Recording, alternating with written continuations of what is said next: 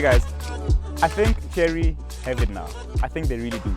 This is the all new Chery Tiggo Cross. I've spent the week sampling this and I really quite like it. I really quite like it. I think it looks better than the Chery Tiggo Pro, and this slots between the Chery Tiggo Pro as well as the Chery Tiggo 7 Pro. When it comes to the Chery Tiggo 7 Pro and this, they're actually the same price. This starts at 399,000 Rand with this Elite model coming in at 450,000 Rand. Identical pricing as the Chery Tiggo 7 Pro. Now, I want to know in the comments, will you go this or will you go the bigger Chery Tiggo 7? In this review, I'm going to cover the exterior looks, the interior looks, and just some drive. And I'm quite impressed with it. They've retuned and reworked that dual clutch transmission, 6-speed, which I do quite like. This is a 1.5 liter under here, 108 kilowatts and 210 newton meters of torque, sending power to only the front wheels. I actually do quite like it this time around. So let's get straight into it. In terms of the exterior looks, I do quite like it a lot. And I did say in my previous Chery Tiggo 4 Pro review that one was lacking character and it just needed to slot in terms of the entire Chery range. And we can see that on here. This looks identical to the Chery Tiggo 7 Pro, and you can see by these vertical LED daytime running lights, LED headlights up here. Got this semi-closed off grille on here with your camera up there, some venting that goes in, but I do quite like it. I think it looks really good, especially in this red paint work. You come to the side, then you've got these 18-inch alloys, and you only get 18s on this Elite model. The Comfort does get 17-inch alloys. You've got red brake calipers inside them, and I think the overall design of this alloy looks really, really good. Some black cladding around, because I mean, what's a crossover without cladding? When you come to the side, you've got this wing mirror with your indicator as well as another camera for your 360-degree camera.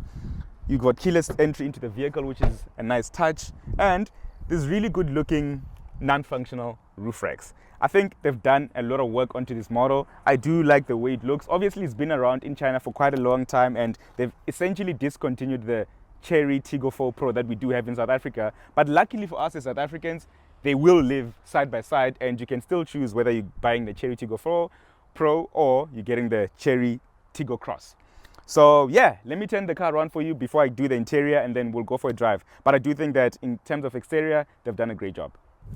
When you come to the rear, you've got these really good looking tail lights, a light bar that runs all across the back, these Chery letters that they've put on here. But I would have appreciated if maybe they were like kind of inside of this glass panel. I think they would have looked absolutely brilliant. But alas, they are here now, and should something happen, then you don't have to take out the entire light bar and they're going to charge you a lot. So you can easily just replace that on your own or debadge it. You don't have an electrically operated tailgate, but you do have a lot of amount of boot space in here, which I do quite appreciate, especially for cars in this range where you're going to need the boot space. Under here, you've got a space saver wheel, so no tire repair kit, which is a nice touch. And yeah, let's jump inside. So welcome to the interior of the Chery Tiggo Cross, and I do quite like it a lot. You've got this multifunctional steering wheel, which is gorgeous, brilliant, and easy to operate. A digital driver's display, which shows almost everything that you need to see. You've got this infotainment on here with Apple CarPlay and Android Auto wirelessly. The one thing that I actually do love is that they have actual buttons, guys. Actual buttons. Like, I am so excited that they're actual buttons now. Like, when last did you see this? And obviously from a Chinese manufacturer, you would expect to see everything embedded into the infotainment. But the fact that they're actual buttons shows that they listen to us when we complain. Some really good stitching all over this dash. Like, it's solid. It's really, for what it is and for the price that it comes in at, this is a really solid interior. And I've said that as well inside the Chery Tiggo 4 Pro. You've got this screen here for your climate control, but it also has physical control, so you can always control. You don't have to look at what you are doing when you're driving. So this is a nice touch, and I do appreciate that. You've got a space on here for you to put your phone. Your cup holders are right over here. Massive amount of space in here. Geez, you can put so many things in here, and I do appreciate that a lot.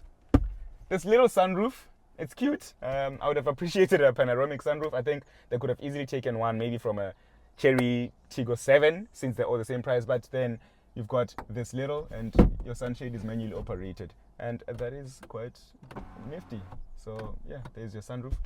The seats are gorgeous. They're really, really supportive. Obviously leatherette, but they've just worked on the materials really nice. They've got this perforation inside of them, and I am really quite happy. The driver gets electrically adjustable, but the front passenger needs to essentially be manual. But I'm not upset with that because, I mean, the driver is the most important person inside of the car. The piping that goes all over the seats, as well as, you know, the armrest and all over the dash, it's a nice touch, and I think it makes it just looks much more premium. Even when you look inside the door panels, this wood, fake wood that they put on here, it's plastic obviously, but they've just found a nice way to make these plastics work, and I have to give them a round of applause for that. Down here, you've got a wireless charger. On here, you've got some space over here, 2 USBs on here, one type A as well as type C on there. And then there's also one USB port in the rear, which is quite appreciated. So yeah, let's jump in the rear. I'm going to show you the leg room. I'm going to keep the seats as they are right now and just show you how the leg room and the headroom is. But it's quite impressive. Let's jump in the rear. So I've jumped into the rear, and as you can see, decent amount of leg room, decent amount of headroom as well. I like this kind of see-through in here, but obviously if you've got kids, I know my son specifically is going to be putting his hand over here trying to get at me. I just know. When you look at here, you've got your cup holders on there, which is quite nifty. Your one USB port is on there, some space in here, and your one vent. There isn't any, you can't control your climate from the rear, but at least there's a vent. I'm just not a fan of this underthigh. There is absolutely no underthigh support in here, so it's quite high, and if you're going to be driving in long distance, you will feel that, and you'll probably just need to, geez, I can't even tuck in my feet there.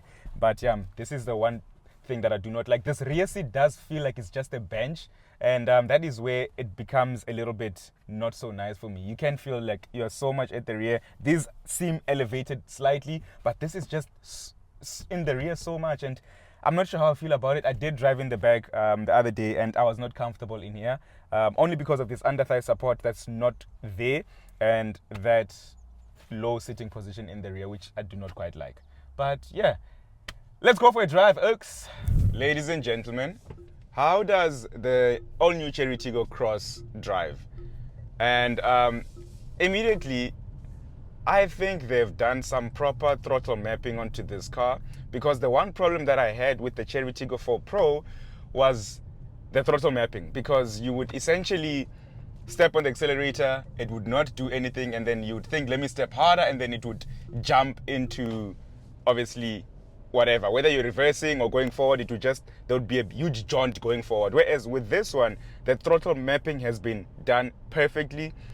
It's really, really comfortable now, and it's confident. That's why I'm saying this is a really good product from Chery. The 6-speed dual clutch transmission, it's a fave. They've also tuned that up. It's a proper fave. I enjoy driving it. It's better than a CVT, I'll always say, and I think it's better than some of the Chinese gearboxes that they're still bringing into, well, that they first brought into the country, and they keep on improving with that. The one thing about Chery, and I'm even going to bring in GWM, is that they've now had a lot of customers in South Africa, so now they know how to take customer feedback and improve on that. That way, the customer is always, you know, impressed with a new product and going forth. I mean, this brand sold almost 20,000 units a year, last year only. So that's massive. And with most of the products that are coming in, I'm pretty sure they'll be able to sell even more. This rides comfortably on these 18-inch alloys that are on here. The ride is very supplementary. There isn't a lot of wind noise that comes into the cabin. It's somewhat insulated properly. Fuel consumption is another thing that I see they're working on. This car has 2,000 kilometers. It just reached 2,000 kilometers now, so it's still a brand new car. But I'm doing about 8.6 liters per 100 kilometers, and at times I did about 9 liters. But I'm always keeping in the back of my head that it's still a brand new car. So as an owner, you're most likely to get even less figures in terms of fuel consumption. So I like brands that continuously keep improving, as opposed to just, you know, with mass selling products so we don't care about anyone else. The one thing that annoys me though is just listen to these indicators. So they just keep on making this sound continuously. I've tried my best to dig into the infotainment to switch it off, but I can't, and it's really, really annoying. And I wish there was some, I'm not sure if maybe I'm the one who's doing it wrong. Maybe you can tell me in the comments below if I am doing something wrong, if I'm not getting the setting. But I've gone to all settings, car settings, I've gone through the sound settings, but I'm just not getting that. So I don't know. It's got all the assist functions, and the nice thing about it is that with the functions on this car, once you do switch them off, all these there's lane keep assist, there's lane, bringing you back into lane, etc. Once you do switch those things off, they stay off up until you switch them on yourself. So it's just those little things that I do appreciate. So it doesn't really bug you, because the lane keep assist on here can be really, really brutal. But there isn't a lot of body roll. It rides fairly comfortable, like I've mentioned. And yeah, I think they've got a good product in their hands, building on to what's already great products that they have within the stable. The one thing for me though is I don't understand why this is priced the same as the Chery Tiggo 7 Pro. Because to be honest with you guys, I will just go Chery Tiggo 7, because for me, it's much bigger obviously, and I would appreciate that. It looks much better for me, that entire rear angle of the car, as opposed to this. So I think we're now spoiled with options. It's either you go Chery Tiggo Cross or Chery Tiggo 7 Pro. Let me know what you guys would go for, and let me know why also you would go Chery Tiggo 7 or Chery Tiggo Cross. Now, the graphics on here are very clear and concise. I've gotten used to it. You've got wireless Apple CarPlay, like I mentioned earlier on. It's just, everything is within reach. And the one thing that I really, and I know I say this in the interior, but the fact that I can control my temperature without having to look on here is amazing. Obviously, you've got volume buttons. You can switch on your display or switch it off with these buttons. You can go to the home page. Your hazards are on here. It's not a funny place. It's quite nice. The sound in the car, I'm not too mad at it. I think it could be better. I think they do some really great work with their Sony sound systems, and right in here, I understand it's an entry-level product, so it won't be that great. But yeah, that's about it. Guys, so I recently just bought a new car, and it's parked most of the time. And this is where Naked comes in. The nice thing is I can easily just cover my car and cover pause it. But with cover pause, what happens is your car is still covered. Whatever happens, should my house burn down or should a kid come and scratch my car, it will still be covered as long as I don't drive it while during that cover pause period. So check that feature out, and you get about 50% back of your premium. So why not? So please check Naked using the link in my bio or the link in my description, and you can save you some money. You can also just get a code really. I had a friend of mine who just recently bought a Grand i10, and she just got a really low premium where she was being quoted quite a lot of money from other insurers, and she got quite a low premium. And she is quite young. She is about 24 years old. So she's quite happy with that. So yeah, guys, up until next time, don't forget to always keep left and pass right. Thank you so much. We're on the journey to 10,000 subscribers. I am so excited. Yeah, let's get it, guys. Let me know what else you want me to improve on or what else you want me to do. Up until next time, peace out.